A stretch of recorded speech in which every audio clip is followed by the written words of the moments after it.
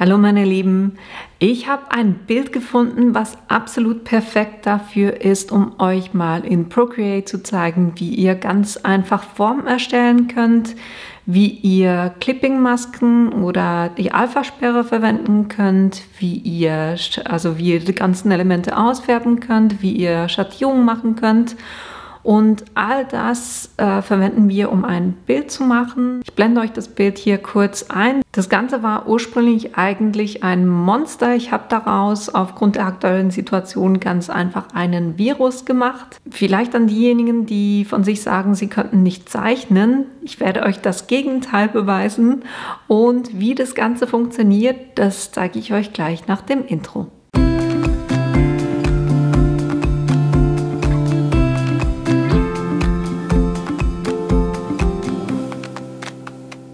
Also in Procreate machen wir einen neuen Canvas.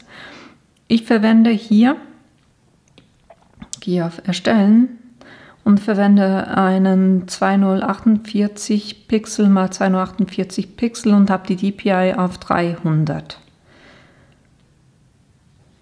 So, das gibt euch ein quadratisches Teil. Dann habe ich mir hier eine Farbpalette gemacht. Ich werde euch die unten in die Links reinstellen, damit ihr auch mit diesen Farben arbeiten könnt, wenn ihr das wollt. Vom Pinsel her habe ich mir einen Fineliner gemacht. Das heißt, ich habe mir einfach einen von den oberen Stiften in der Kalligrafie genommen, habe den quasi dupliziert und dann habe ich bei den Eigenschaften hauptsächlich geguckt, dass ich die Streamline auf dem Maximum oben habe. Und was ich auch geguckt habe, dass ich beim Anfang und Ende des Stiftes, dass ich da nicht wie beim Pinselstift diese Spitze bekomme, sondern dass das wirklich satt anfängt. Einerseits, was die Deckkraft anbelangt, aber auch die Größe. Das sind so 2 Sachen oder 3 Sachen, auf die ich geachtet habe. Da könnt ihr euch euren eigenen Stift machen, wie das euch am besten passt. Ich habe den für mich so eingestellt. Das ist das, was ich dazu sagen wollte. Und dann fangen wir eigentlich auch schon mit dem Zeichnen an. Jetzt, um den Kreis zu machen, könnt ihr ganz einfach Folgendes machen. Ich nehme hier meine erste Farbe und dann mache ich hier einen Kreis. Ist egal, wie recht oder gleichmäßig der ist. Wenn ich drauf bleibe, gibt es mir so ein Oval, was ich in der Größe noch verändern kann oder in der Orientierung. Wenn ich jetzt aber mit dem Finger drauf gehe, dann gibt es mir hier einen perfekten Kreis.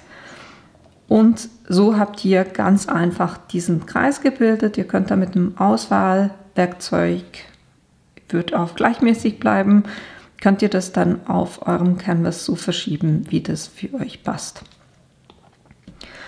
Beim Ausfärben müsst ihr Folgendes beachten.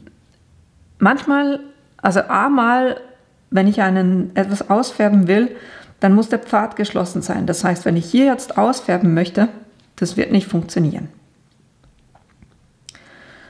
Das heißt, ich muss hier wirklich einen Kreis machen, der geschlossen ist oder irgendeine Form, einfach die muss geschlossen sein und dann kann ich hier auch das ausfärben. Manchmal besteht das Problem, dass wenn ich hier, seht jetzt hier oben Color Drop Grenzwert, wenn ich den runterziehe und jetzt zum Beispiel hier bei 42 gehe, dann seht ihr, dass es hier nicht ganz ausgefärbt hat. Das heißt, mit diesem Grenzwert könnt ihr regulieren, wie gut es das färbt. Wenn ihr zu hoch damit geht, dann färbt es euch das ganze Blatt aus. Das wollt ihr auch nicht. Also ich bin in der Regel so 97–98%, da füllt es mir das dann richtig aus. Jetzt mache ich das alles rückgängig. Und das Dritte, was ihr beachten müsst, wenn ihr eine Farbe reinzieht und dann das aber nicht ausfüllt, dann kann Folgendes passiert sein. Ich wechsle hier kurz die Farbe auf hellgrün, damit man das dann auch sieht. Wenn man fälschlicherweise diese Farbe auf den Kreis zieht, dann färbt es mir den Kreisrahmen aus oder den Rahmen des Elementes, das ich habe. und nicht den Inhalt. Also da immer gut drauf gucken, dass ihr wirklich auf dem richtigen Element seid, reinziehen und dann ist das Ganze schon ausgefüllt. Das ist das, was ich euch zeigen wollte von Ausfüllen her. Und jetzt werden wir stark mit Layern und Clipping-Masken arbeiten. Und zwar mache ich hier einen neuen Layer über diesem, weil das ist unser Körper quasi. Und dann nehme ich hier diese helle Farbe, mache auch wieder so einen Kreis, bleibe drauf und hier will ich effektiv einen Oval haben, färbe den auch aus. Und jetzt kann ich den auswählen und den von der Ausrichtung her, von der Größe her bestimmen, wie das für mich am besten passt. Gehe da ziemlich hoch. Ich gucke einfach, dass ich so im oberen Drittel bleibe, damit ich genug Platz auch für den Mund habe. Wenn ihr hier noch magnetisch aktiviert habt, dann guckt es euch jeweils auch an, ob ihr in der Mitte seid. Das hilft jeweils auch so ein bisschen, um das Ganze auszurichten. Ich würde sagen, das passt. Und dieses Auge wird jetzt auch so die Basis sein für alles Weitere, was wir dann zeichnen. Das heißt, als nächstes brauchen wir eine neue Ebene darüber. Das wird unser Augenlid. Und damit das nur da zeichnet, wo jetzt das Auge ist, habt ihr gesehen, ich habe hier auf Clipping-Maske geklickt und mit der Clipping-Maske habt ihr die Eigenheit, dass alles, was ich jetzt auf der Ebene zeichne, immer nur da zeichnet, wo auf der Ebene drunter, wo dieser Pfeil hingeht, auch wirklich Farbe ist. Ich zeige euch das kurz. Ich nehme hier ein ganz dunkles Grün. Wenn ich jetzt hier drüber zeichne, ihr seht, ne, ich habe den Stift abgesetzt, hier schon, aber da draußen zeichnet das gar nichts, sondern nur da, wo dieses Element ist, wo ich die Clipping-Maske hatte. Und da machen wir jetzt ein Augenlid. Einfach so einen Bogen quasi drüber. Und das mit dem Ausfärben, was ich vorhin gesagt hatte, das funktioniert ja eben nur,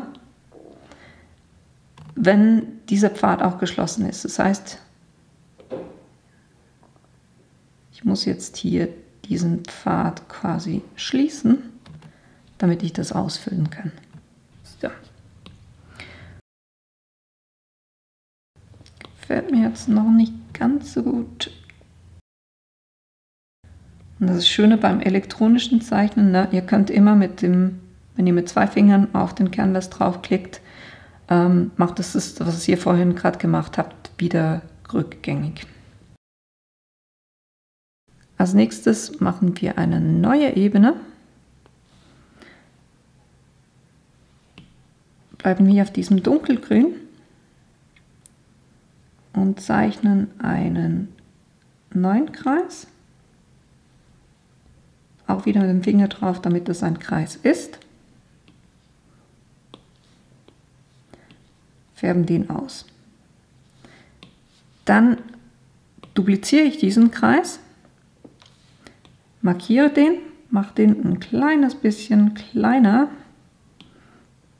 wechsle hier auch kurz die Farbe und nehme eine Farbe heller, fülle das aus, damit ich auch sehe, was ich mache. So. Da geht jetzt einfach ein bisschen kleiner als das, was ihr vorhin hattet und platziert es wieder so in der Mitte. Das dupliziert ihr auch wieder. Dann nehmen wir die hellste Farbe hier von diesen dreien, füllen es aus und machen auch das wieder kleiner und setzen es auch wieder in die Mitte. Und wenn ihr mit diesem Halten und Schieben nicht zurechtkommt, dann könnt ihr auch, wenn ihr hier oben, unten, rechts, links tippt, dann folgt euch das Element quasi genau in diese Richtung. So, jetzt duplizieren wir das nochmal. Und jetzt habe ich hier, es sieht zwar aus wie ein Schwarz, ist aber eher ein ganz, ganz dunkles Grün. Auch das verkleinern wir wieder.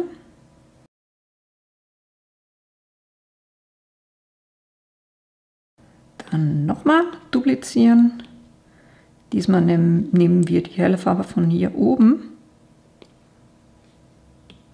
füllen das aus und machen auch das kleiner und diesmal massiv kleiner, weil das wird quasi, na, manchmal will er nicht ganz. Ich mache hier das magnetisch aus, dann geht es ein bisschen einfacher. Das wird quasi das Highlight vom Auge.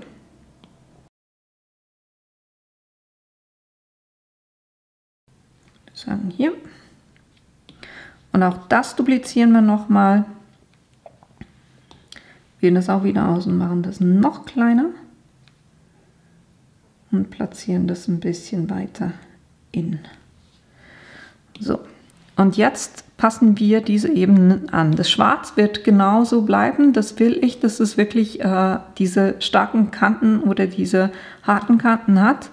Die 3 darunter liegenden Elemente, da machen wir so einen Gaußschen Weichzeichner drauf. Wie macht ihr das? Ihr markiert die Ebene und dann geht ihr hier auf die Anpassung und nehmt hier die Gaußsche Unschärfe und dadurch, dass ihr mit dem Stift in eine Richtung geht, seht ihr, zeichnet sich das quasi so weich. Ich habe das auf, naja, 3,5%, so in dem Stil. Dann nehmt ihr die nächste Ebene und macht, upsie, auch wieder bei den Anpassungen, Gaußsche Unschärfe, auch wieder auf diese rund 3,5%.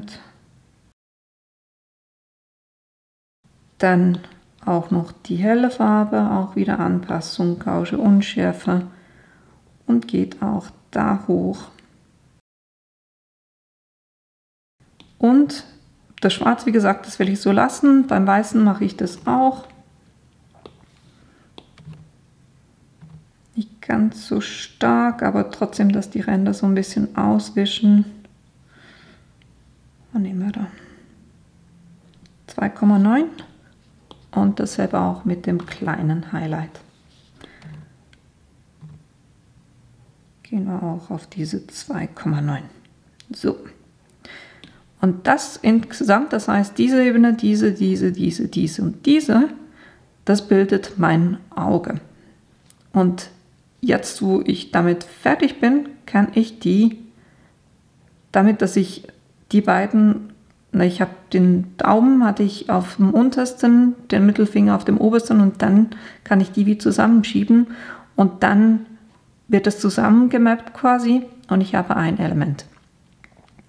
Jetzt gehe ich hier auch auf Clipping Maske, schiebe das unter das Augenlid, wähle das aus und jetzt kann ich hier das hochschieben und auch kleiner machen. Und jetzt könnt ihr das da platzieren, wo ihr das Gefühl habt, okay, das passt am besten. Und einfach gucken, dass ihr hier auf gleichmäßig seid, dass euch das dann nicht verformt. Ich gucke jeweils drauf, dass die Highlights beide sichtbar sind, dass das Ganze mittig liegt und ich rundherum genug Weiß auch habe. So, das ist das. Als nächstes gehen wir zum Mund. Da brauchen wir eine neue Ebene. Dann brauche ich dieses Rot und den zeichne ich, mache auch wieder einen Kreis, aber den zeichne ich so circa ab Mitte des Auges bis ziemlich hier nach unten. Das kann ich in der Größe immer noch so ein bisschen anpassen. Upsi. Wähle das Element aus und schiebe das so ein bisschen dahin, wo ich das gerne hätte. Fülle das auch aus. Und jetzt gehe ich hier wieder auf dieses Bearbeiten und sage hier unten verformen. Weil jetzt könnt ihr dem Ganzen eine andere Form geben. Das heißt, ich ziehe die Mundwinkel quasi hier so ein bisschen hoch auf beiden Seiten. Den Mund selber ziehe ich runter. Das hier auch noch so ein bisschen breiter. Also ich gucke eigentlich, dass hier unten der gleiche Abstand ist. Dann, dass die Mundwinkel auf beiden Seiten so ein bisschen hoch gehen. Und ich hier auch einen schönen Abstand, gleichmäßigen Abstand zum Auge habe. So, das ist unser Mund. Jetzt brauchen wir einen Gaumen. Da gehe ich drüber, nehme dieses ganz dunkle Rot und sage hier Clipping-Maske. Das heißt, das bezieht sich jetzt auf dieses untere Element, was der Mund ist. Und da zeichne ich jetzt einen Gaumen. Dann mache ich es jeweils so, dass ich so in dem Stil gehe und dann auch wieder das Element zusammenführen. So, jetzt kann ich da immer noch so vom Platzieren her, das war nicht das Platzieren, sondern das Gleichmäßige, kann ich das immer noch so mittig platzieren. Und damit das Ganze ein Gaumen ist, brauchen wir natürlich auch hier das Gaumenzäpfchen. Da gehe ich auf den Radiergummi, mache mir hier als Orientierung ungefähr in der Mitte eine Linie runter. Und jetzt gehe ich hier hin und mache so diese Zäpfchenform. Radiere das hier. Mache hier noch eine schöne Rundung. So, und jetzt nehmen wir ein anderes Element. Und zwar setze ich das hier auf Alpha-Sperre. Alpha-Sperre funktioniert ähnlich wie die Clipping-Maske. Ihr zeichnet aber nicht auf einer neuen Ebene, sondern auf der Ebene selber. Jetzt nehme ich hier einerseits, jetzt nehme ich hier dieses Orange-Rot quasi. Was ich vergessen habe zu sagen, ganz am Anfang, ihr müsst am Anfang definieren, wo eure Lichtquelle sein soll. Bei mir kommt die hier oben runter. Das heißt, wenn ich Highlight setze, das heißt in einer helleren Farbe als das Element selber ist, orientiere ich mich genau an diese Lichtquelle. Und ihr seht jetzt, egal wo ich färbe, es nimmt die Farbe nur da an, wo auch schon Farbe war. Und das ist das, was mit dieser Alpha-Sperre passiert. Als nächstes kommen wir zur Zunge. Da mache ich auch wieder einen neuen Layer, bleibe aber auch auf diesem Element. Das heißt, also ich bleibe innerhalb dieses Elementes, so muss ich sagen. Deshalb auch Clipping-Maske, und das klippt jetzt nicht hier auf diese Ebene 6, also auf den Gaumen, sondern das klippt hier unten auf den Mund. Und da nehme ich jetzt das Rosa, gucken, welches ich da nehme, dieses mittlere, und dann mache ich wie quasi zwei Bögen, einer der linke ein bisschen größer als der rechte. Und hier auch wieder den Pfad schließen, damit ihr die Farbe drauf machen könnt.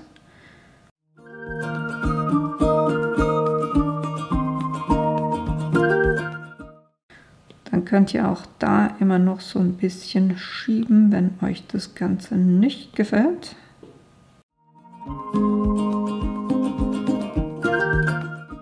Und so könnt ihr wirklich wunderbar auch diese Elemente verschieben. Jetzt, was wir weitermachen, ist hier drauf auf der Zunge noch Highlights zu setzen und deshalb mache ich hier auch eine Alpha-Sperre drauf. Dann gehe ich zu diesem etwas dunkleren Rosa und dann setze ich, weil wenn das Licht von hier kommt, dann ist es hier dunkler und deshalb mache ich hier einen Bogen drauf und werde hier auch dicker gegen hinten. Und ihr seht, es hat wirklich nur da gezeichnet wieder, wo die Zunge auch ist. Und dann gebe ich hier jeweils so 3 Punkte. Und auf der anderen Seite gehe ich mit dem helleren Rosa, weil das Licht kommt von hier, das heißt, ich gebe hier Rosa drauf.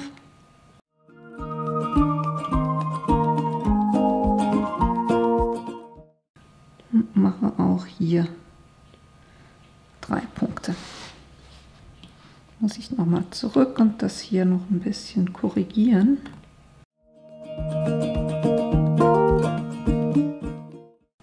Dann, damit das ein bisschen mehr noch zum Mund wird, gebe ich hier wieder eine neue Ebene dazu. Auch das mache ich zur Clipping-Maske und nehme hier das ganz dunkelgrüne. Und da zeichne ich jetzt entlang des Mundes eine Linie.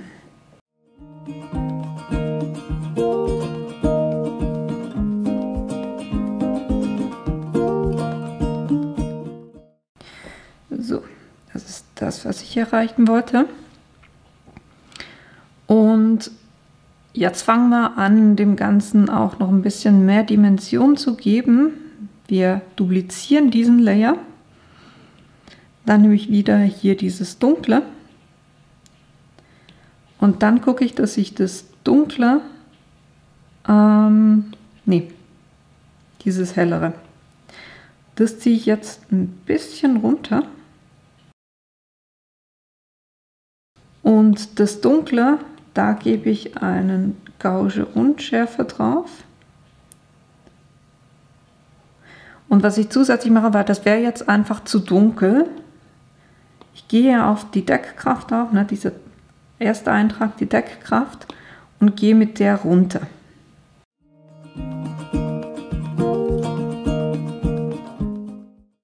Jetzt seht ihr, dass ihr mit der oder dass ich mit dieser Ebene, mit der grünen, ein bisschen zu weit unten bin. Das heißt, ich gehe hier wieder hoch. So dass wirklich überall dieses Grün vorhanden ist. Und das mache ich ja mit dem Schatten, gehe ich auch noch so ein bisschen hoch. So. Jetzt kriegt das Ganze schon ein bisschen mehr Dimension. Ich glaube, ich korrigiere da noch ein bisschen. Mache die noch ein bisschen größer. Und dann kann ich den Schatten auch wieder ein bisschen weiter runternehmen. Passt es einfach so an, bis ihr merkt, okay, das vom Bild her, das stimmt jetzt für euch. Jetzt braucht dieses Monster ja noch Zähne. Dann machen wir wieder einen neuen Layer und die Zähne müssen ja quasi unter diese Lippe. Deshalb ziehen wir die hier runter. Und jetzt hat es auch einen Pfeil gekriegt. Das heißt, es ist auch die Clipping-Maske hier auf dieser Mundebene. Und das passt eigentlich, weil die Zähne müssen ja auch genau in diesem Bereich drin sein. So, von der Farbe her gehen wir jetzt hier auf dieses ganz helle.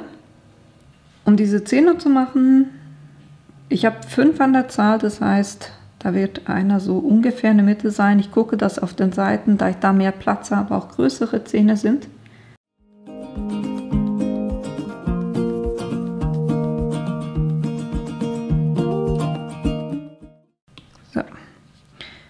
Muss ich kurz das, was da drüber liegt, die Opacity wegnehmen, damit ich hier diese Linie verbinden kann. So das Ganze ganz einfach ausfüllen kann.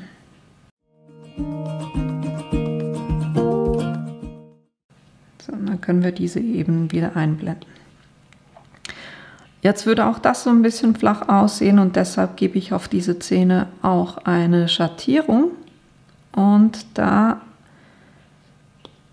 mache ich das als eine Alpha-Sperre, das heißt alles was ich zeichne wird jetzt hier direkt drauf gezeichnet und nehme hier so ein bisschen dieses dunklere oder hellere Grau. Und da das Licht von hier kommt, habe ich auf der Seite sind die heller und auf der anderen, also auf der linken Seite jeweils des Zahnes, habe ich den Schatten.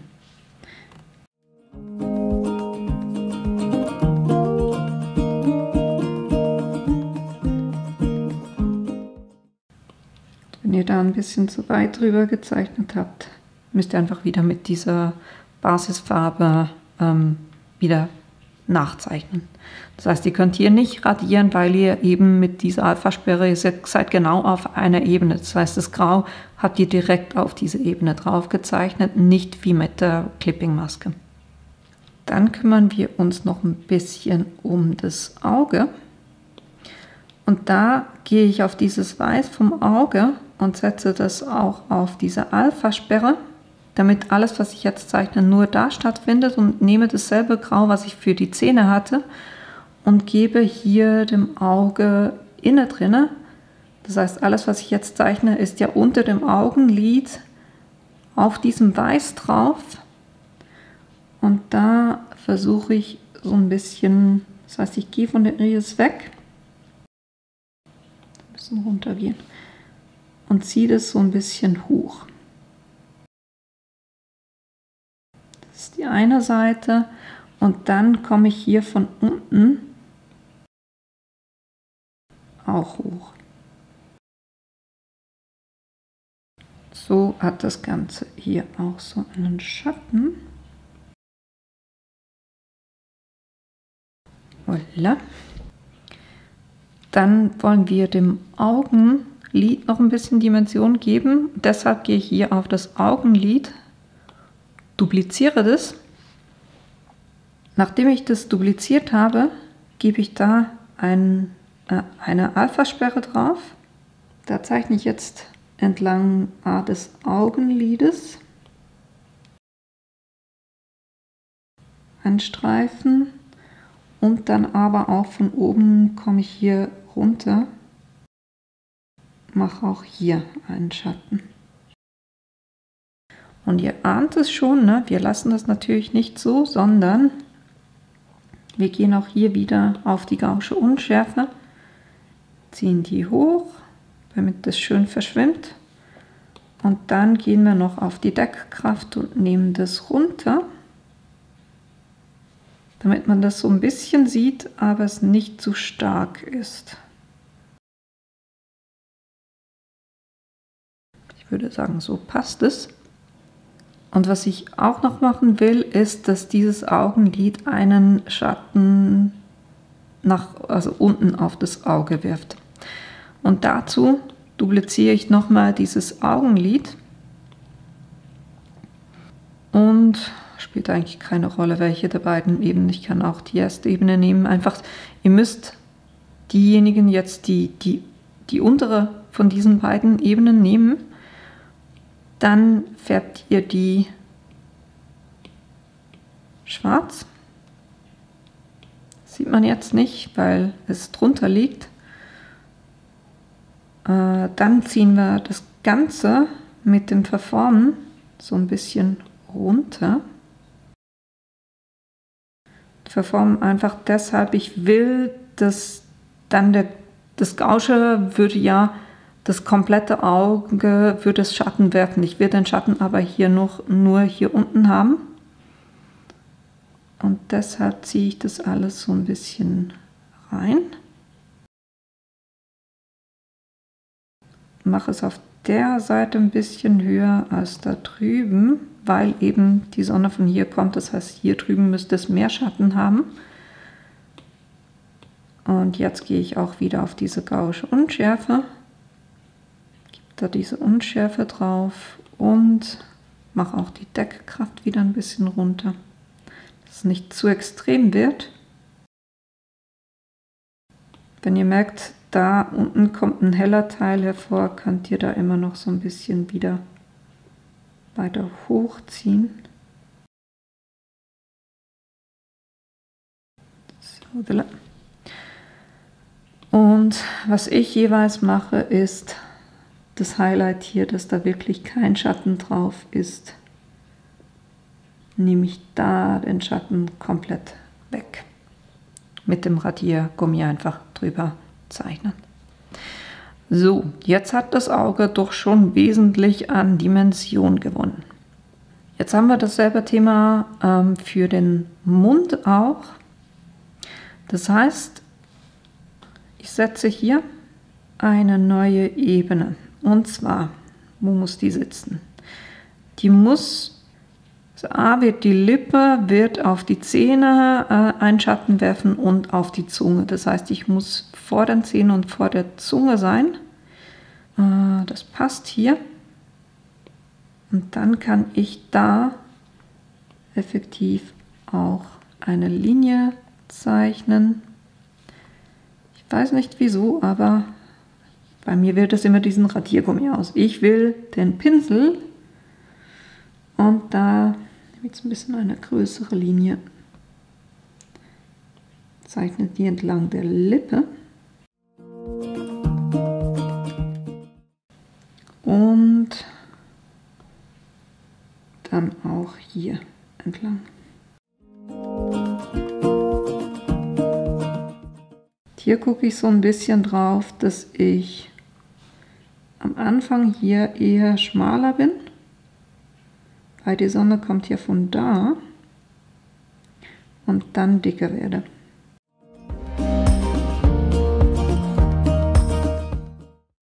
Und auch hier wieder Gaußsche Unschärfe, hochschrauben.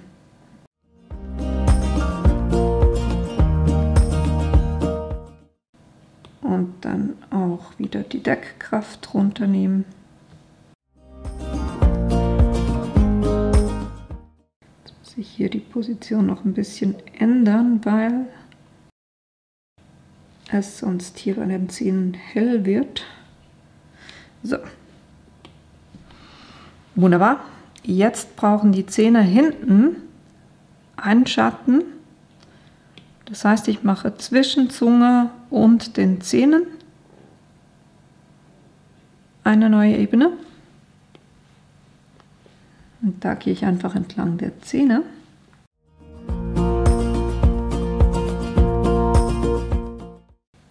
Auch hier wieder Gaußsche Unschärfe. Und die Transparenz runternehmen. So, und jetzt hat die Zunge einen Schatten auf den Gaumen, auch deshalb hier zwischen quasi, es muss einfach über der Zunge quasi liegen, respektiv stimmt nicht, es muss zwischen Gaumen und Zunge liegen, so wollen wir es. Da mache ich hier entlang eine schwarze Linie. Dann mache ich auch hier wieder die Gaußsche Unschärfe. Und da gehe ich auch mit der Transparenz runter. Es muss auch gar nicht so extrem sein, es muss einfach, man muss merken, dass was da ist. Ich merke jetzt auch so, der Mund auf die Zunge, der Schatten ist eigentlich zu groß oder zu stark sichtbar. Gehe ich noch ein bisschen runter mit der Deckkraft. So, das reicht eigentlich. Was wir jetzt noch brauchen, ist uns um das Ganze des Gesichtes zu kümmern, weil wenn das Licht von hier kommt, müsste es hier ein bisschen in diesem Bereich heller sein und hier dunkler. Von dem her gehe ich auf dieses Element, also quasi das, was bei uns das Gesicht bildet, gehe da eins drüber, sage hier Clipping-Maske und färbe diese Seite des Gesichtes ein. Auch da wieder Gauge Unschärfe und die Deckkraft runternehmen. Und dann eine neue Ebene. Auch hier die Clipping-Maske. Und da machen wir jetzt das Highlight. Das heißt, wir nehmen diese helle Farbe, machen hier einen Kreis hin, färben den aus, geben auch da drauf die Unschärfe und nehmen auch da die Deckkraft so ein kleines bisschen runter. Wenn ihr merkt, so, hat zu wenig Effekt, dann geht ihr hier einfach und vergrößert das noch so ein bisschen und verschiebt es. Ihr seht das Highlight, wo das ist. Ich will, dass wirklich hier, dass es sichtbar ist, dass die Sonne von hier kommt. Das passt. Jetzt, was haben wir noch über diese Ebene? Also über dem Gesicht selber machen wir eine neue Ebene. Dann nehmen wir dieses ganz helle Grün. Und jetzt machen wir, hier geben wir diesem Gesicht quasi noch so ein paar Highlights. Das heißt, wir zeichnen hier so ein paar Kreise rein.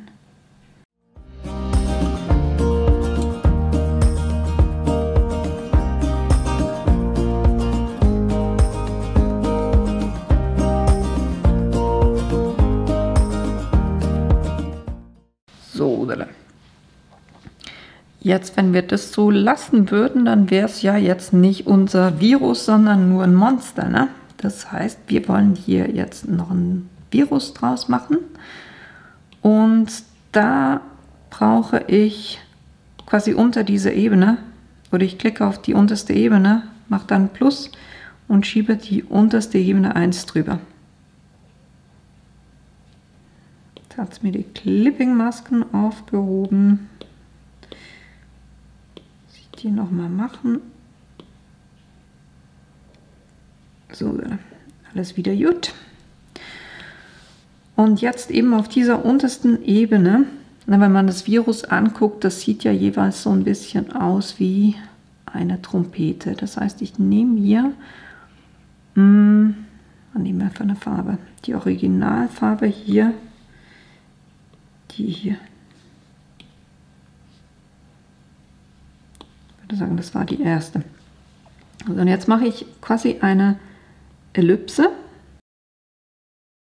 Bleibe drauf, damit hier schön geformt ist. So, jetzt kopiere ich das oder dupliziere ich das. Und dann mache ich das ein bisschen kleiner. Damit ich sehe, was ich mache, färbe ich die schwarz ein. Und setze die so ein bisschen in die Mitte.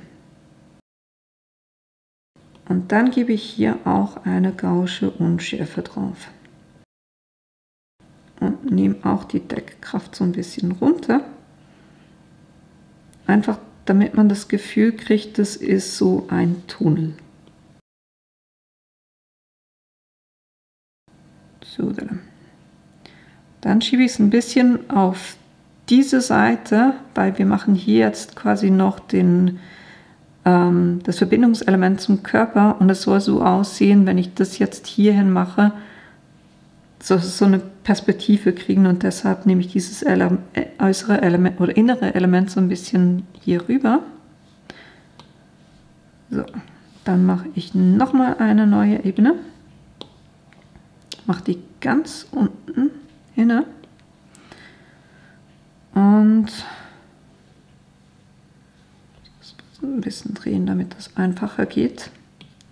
Gehe wieder zurück auf das Grüne. Jetzt sage ich einfach so hier aus der Mitte raus in etwa, das ist meine Mitte. Da habe ich so eine Trichterform quasi, die ich jetzt bilde.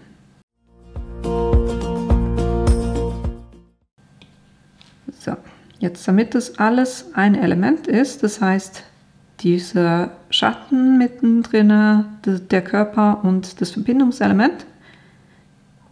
Klicke ich die zusammen. Und jetzt kann ich die da platzieren, wo ich die gerne hätte. Natürlich ein bisschen kleiner machen. Und jetzt könnt ihr dieses Element einfach so ein paar Mal duplizieren und halt einfach da platzieren, also rundherum um diesen Körper platzieren. Wenn ihr das Ganze drehen wollt, könnt ihr entweder horizontal spiegeln, vertikal spiegeln, das könnt ihr machen. Ich mache es mir jeweils einfach und nehme hier oben diesen grünen Punkt, dann kann ich das einfach so drehen, damit es dann von der Perspektive her auch stimmt.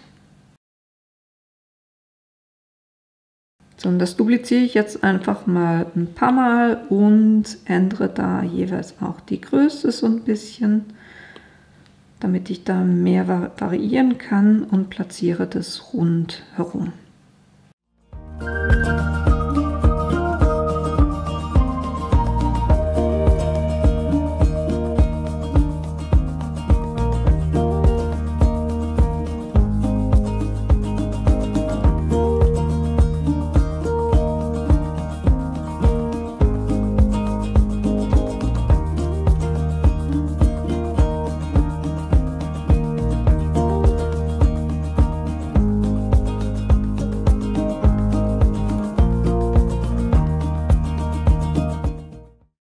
Wenn ihr das so angeordnet habt, wie euch das am besten passt, dann könnt ihr auch hier wieder mit Mittelfinger und Daumen auf die Ebene gehen und die zusammenklippen, dass das eine Ebene ist, und so spart ihr euch dann auch die verschiedenen Ebenen.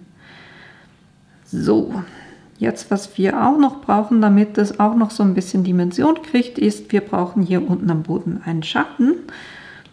Da gehen wir ganz unten hin, nehmen wieder dieses Dunkel, machen hier eine Ellipse,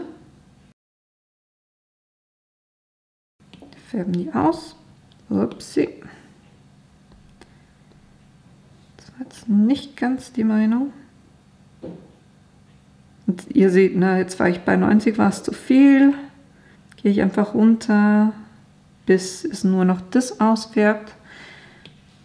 Dann lege ich das auch hier hinter diese Fühler. Gebe da auch logischerweise eine Gauge Unschärfe drauf und nehme die Deckkraft auch runter, damit das wirklich nur so dass es aussieht wie ein Schatten. Mit der Gaußschen Unschärfe kann ich noch ein bisschen zurück. Dann könnt ihr das so ein bisschen so platzieren, wie das für euch vom Bild her am besten passt. Und dann wollen wir dem Ganzen noch ein bisschen Text geben. Da könnt ihr hier oben auf die Aktionen hinzufügen, Text hinzufügen. Dann könnt ihr einen Text eingeben. Dann nehmen wir Stay at. Kurz gucken, wo das ist. Das ist jetzt hinter allem. Das nehmen wir jetzt ganz hoch. Und lösen hier die Clipping-Maske auf. So. Das können wir anders platzieren. Wenn ihr die Schriftart ändern wollt, dann könnt ihr einfach draufklicken, sagen Stil bearbeiten. Dann könnt ihr was aussuchen, was euch am besten gefällt. Ich habe hier dieses Jack Armstrong Bibi, was ich cool finde. Das platziere ich so ein bisschen hier. Dann gebe ich noch eine neue Textebene hinzu.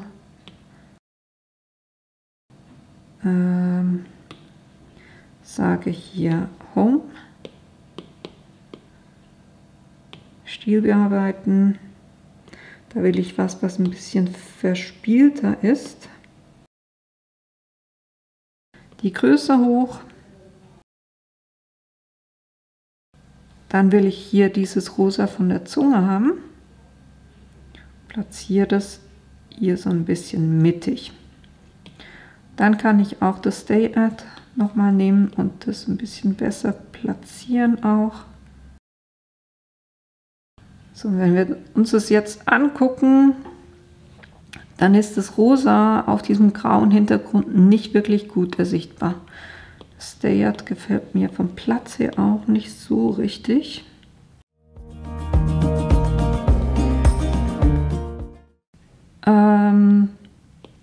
Damit das ein bisschen besser ersichtlich ist, dupliziere ich diese beiden Ebenen und sage bei der unteren des Stay At nehme ich dieses Helle. Muss ich kurz die oberen Teile ausblenden jeweils, damit ich sehe, was ich mache. Das heißt, hier färbe ich jetzt kurz die Buchstaben anders.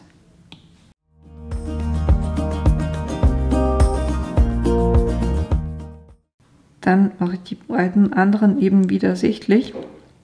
Was ich jetzt mache, ist, ich schiebe das so ein kleines bisschen und gebe hier eine Gaußsche Unschärfe drauf.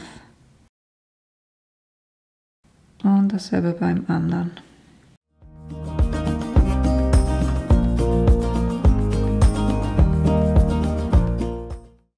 Und dann wird der Schriftzug auch ein bisschen besser sichtbar.